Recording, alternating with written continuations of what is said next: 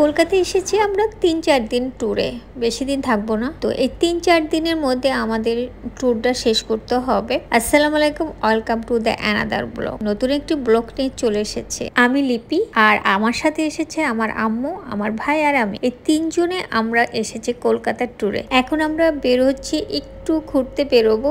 আর এখন ওয়েদারটা খুবই গরম। বাংলাদেশের ওয়েদার আর কলকাতার ওয়েদার সেম। তো আমরা একটা ট্যাক্সি ভাড়া করে নিয়েছি। আর সবাই জানেন কলকাতার ফেমাস হলুদ ট্যাক্সি। এটা দেখলে বোঝা যায় যে কোন সিটিতে আছি। কথা বলতে বলতে অনেক দূর চলে এসেছে, এখনো বলা হয়নি আমি কোথায় যাচ্ছি। আমি যেখানে যাচ্ছি সেটার নাম হলো সায়েন্স সিটি। এটা একটা পার্ক। তো এই দুপুরবেলা আমরা এই পার্কে যাচ্ছি। যাই হোক, জায়গাটা অনেক সুন্দর।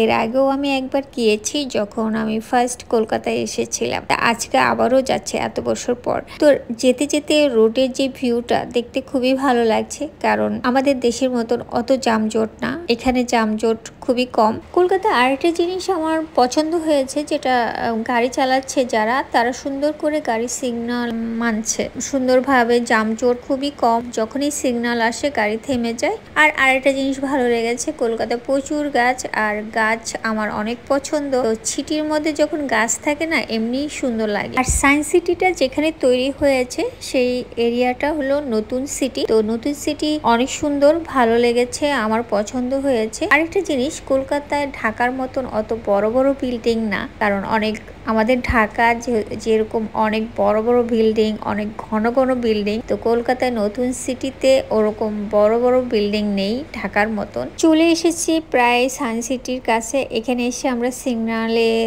বসে পড়েছি, আর উপরে দিয়ে চলে গেছে আর নতুন করে আরো মেট্রোর কাজ হচ্ছে কলকাতায়। তো আমরা সায়েন্স সিটির দিকে চলে এসেছি। সায়েন্স সিটিটা বেশ বড়, 50 একর জমির উপরে 1997 সালে তৈরি হয়েছে। আর এটা হলো সায়েন্সের ভিতরে মিউজিয়াম আছে, দেন আবার ডাইনোসর মানে বাচ্চাদের জন্য মিউজিয়াম আছে। তো যাই হোক, এটা ছোট বড় সবাই ঘুরতে আসে।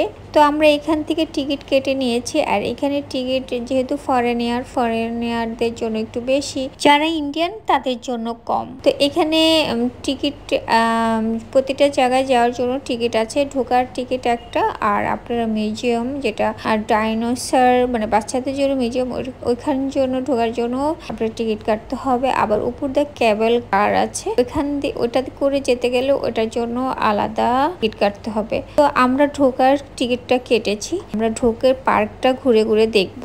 তো আমাদের টিকিট কাটা হয়ে গেছে, আমরা ঢুকে পড়েছি। তো আমাদেরকে জিজ্ঞেস করেছে আমরা ক্যাবেলে করে উপর দিয়ে যাবো কিনা। তো আমরা ক্যাবেলের জন্য আবার আলাদা টিকিট কাটতে হবে। তো আমার আম্মু খুবই ভয় পায়, আমার আম্মু এসব উঠতে চায় না, তো এই জন্য আমরা উঠতে পারি না। যাই হোক, আমরা ঢুকে পড়েছি, আর উপর দিয়ে কেবল যাচ্ছে দেখতেই পাচ্ছেন। আর আমরা খুব শর্ট টাইমের জন্য কলকাতায় ঘুরতে এসেছি।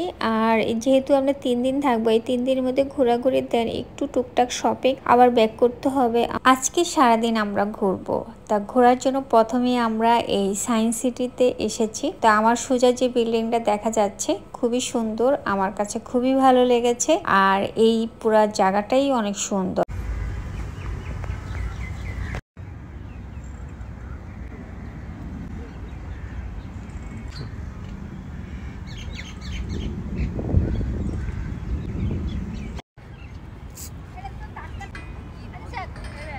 যেদিন আমরা ঘুরতে এসেছি সেদিন ওয়েদারটা খুবই ভালো ছিল।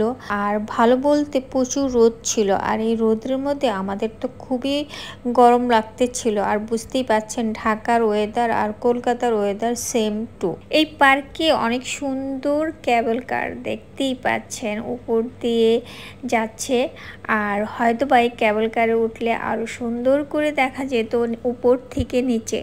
এদিকে খুবই গরম লাগছিল, আর একটু কোল্ড ড্রিঙ্কস খাচ্ছিলাম গাছের নিচে বসে। তো এখানে কোল্ড ড্রিঙ্কস শেষ করে আমরা মিউজিয়ামের ভিতরে ঢুকে পড়লাম। আর এখানে যে মিউজিয়ামটা ঢুকলাম সেটা হলো সায়েন্সের। ভিতরে প্রচুর আওয়াজ, কারণ শব্দ হচ্ছে। এখানে যারা যারা এসেছে, বাচ্চারা স্কুলের বা কলেজের বাচ্চারা এসেছে, তারা অনেক প্রচুর শব্দ করছে। শব্দ বলতে এখানে হয়তো বা শব্দ তো এটাও একটা মানে আছে যে কত জোরে শব্দ করতে পারে সেটা স্পিড এটা মাপা হয়। দেন এখানে মানে বিভিন্ন এই ধরনের সায়েন্সের জিনিসপত্র আছে। এখানে একটা বাটারফ্লাই গার্ডেন আছে, দেখতেই পাচ্ছেন অনেক গাছ আছে, ভিতরে বাটারফ্লাই আছে। তো এই ধরনের অনেক কিছু এখানে আছে। তো আমরা এটা দেখার পরে বের হয়ে পড়লাম, কারণ আমরা এখন বের হয়ে যাব। সবকিছু মিলেই পার্কটা অনেক সুন্দর ছিল, বাট পার্কটা পুরাটাই আমরা ঘুরে দেখতে পারিনি, কারণ অনেক টাইমের ব্যাপার আর প্রচুর রোদ ছিল। এখন আমরা বের হয়ে যাব, কারণ আমরা অল্প সময়ের মধ্যে অনেক কিছুই দেখব। তার জন্য এখন আমরা বের হয়ে অন্য জায়গায় যাব। আর আমরা কোথায় যাচ্ছি, কি দেখছি এবং কি শপিং করছি এটার উপরে থাকবে নেক্সট ব্লগ। এখন এখান থেকে আমরা বের হয়ে যাচ্ছি। সবাই অনেক ভালো থাকবেন, আর আমার ব্লগটা আপনাদের কাছে কেমন লেগেছে কমেন্টস করে জানাবেন। আর প্লিজ আমার পেজটাকে ফলো দিবেন আর আমার ইউটিউব চ্যানেলটাকে সাবস্ক্রাইব করবেন। আর সবাই ভালো থাকবেন। আল্লাহ হাফিজ।